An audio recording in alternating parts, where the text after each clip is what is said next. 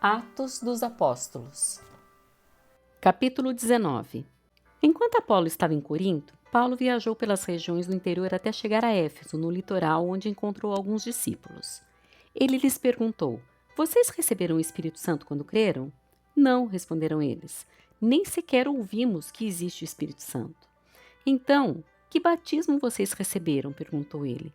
"O batismo de João", responderam. Paulo disse: "João batizava com batismo de arrependimento, dizendo ao povo que cresce naquele que viria depois, isto é, em Jesus." Assim que ouviram isso, foram batizados em nome do Senhor Jesus. Paulo lhes impôs as mãos e o Espírito Santo veio sobre eles, e falaram em línguas e profetizaram. Eram ao todo uns 12 homens. Em seguida, Paulo foi à sinagoga e ali pregou corajosamente durante 3 meses, argumentando de modo convincente sobre o reino de Deus. Mas alguns deles se mostraram endurecidos, rejeitaram a mensagem e falaram publicamente contra o caminho. Paulo então deixou a sinagoga e levou consigo os discípulos, passando a realizar discussões diárias na escola de Tirano. Isso continuou durante os 2 anos seguintes, e gente de toda a província da Ásia, tanto judeus como gregos, ouviu a palavra do Senhor. Deus concedeu a Paulo o poder de realizar milagres extraordinários. Quando lenços ou aventais usados por ele eram colocados sobre enfermos, esses eram curados de suas doenças, e deles saíam espíritos malignos. Alguns judeus viajavam pelas cidades expulsando espíritos malignos. Tentavam usar o nome do Senhor Jesus, dizendo: "Ordeno que saia em nome de Jesus", a quem Paulo anuncia. Os homens que faziam isso eram os 7 filhos de Seva, um dos principais sacerdotes. Certa ocasião, o espírito maligno respondeu: "Eu conheço Jesus e conheço Paulo, mas quem são vocês?" O homem possuído pelo espírito maligno saltou em cima deles e os atacou com tanta violência que fugiram da casa despidos e feridos.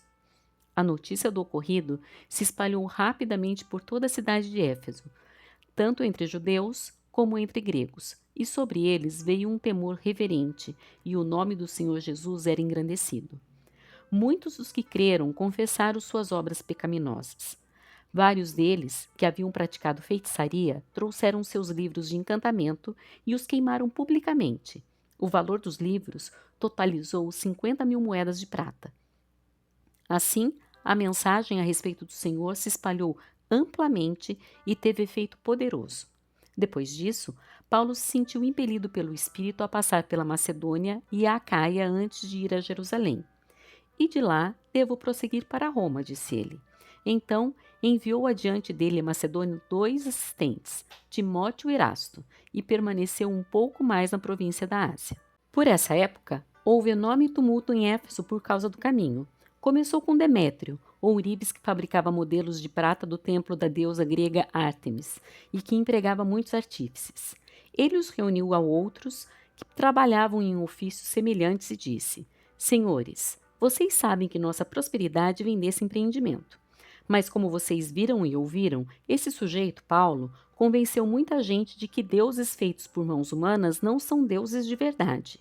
Fez isso não apenas aqui em Éfeso, mas em toda a província. Claro que não me refiro apenas à perda do respeito público por nossa atividade. Também me preocupa que o templo da grande deusa Ártemis perca sua influência e que essa deusa magnífica, adorada em toda a província da Ásia e ao redor do mundo, seja destituída de seu grande prestígio." Ao ouvir isso, ficaram furiosos e começaram a gritar: "Grande é a Ártemis dos Efésios!" Em pouco tempo, a cidade toda estava uma confusão. O povo correu para o anfiteatro, arrastando os macedônios Gaio e Aristarco, companheiros de viagem de Paulo. Ele também quis entrar, mas os discípulos não permitiram. Alguns amigos de Paulo, oficiais da província, também lhe enviaram um recado no qual suplicaram que não arriscasse a vida entrando no anfiteatro. Lá dentro, em polvorosa, o povo todo gritava e cada um dizia uma coisa. Na verdade, a maioria nem sabia por que estava ali. Entre a multidão, os judeus empurraram Alexandre para a frente e ordenaram que explicasse a situação. Ele fez sinal pedindo silêncio e tentou falar. No entanto, quando a multidão percebeu que ele era judeu, começou a gritar novamente e continuou por cerca de 2 horas. "Grande Ártemis dos Efésios!" Por fim, o escrivão da cidade conseguiu acalmar a multidão e disse: "Cidadãos de Éfeso, todos sabem que Éfeso é a guardiã do templo da grande Ártemis, cuja imagem caiu do céu para nós. Portanto, sendo este um fato inegável, acalmem-se e não façam nada precipitadamente. Vocês trouxeram esses homens aqui, mas eles não roubaram nada do templo, nem disseram coisa alguma contra a nossa deusa. Se Demétrio e seus artífices têm alguma queixa contra eles, os tribunais estão abertos e há oficiais disponíveis para ouvir o caso. Que façam acusações formais. E se há outras queixas que desejam apresentar, elas podem ser resolvidas em assembleia conforme a lei. Corremos o perigo de ser acusados de provocar desordem, pois não há motivo para esse tumulto. E se exigirem de nós uma explicação, não teremos o que dizer. Então os despediu e a multidão se dispersou.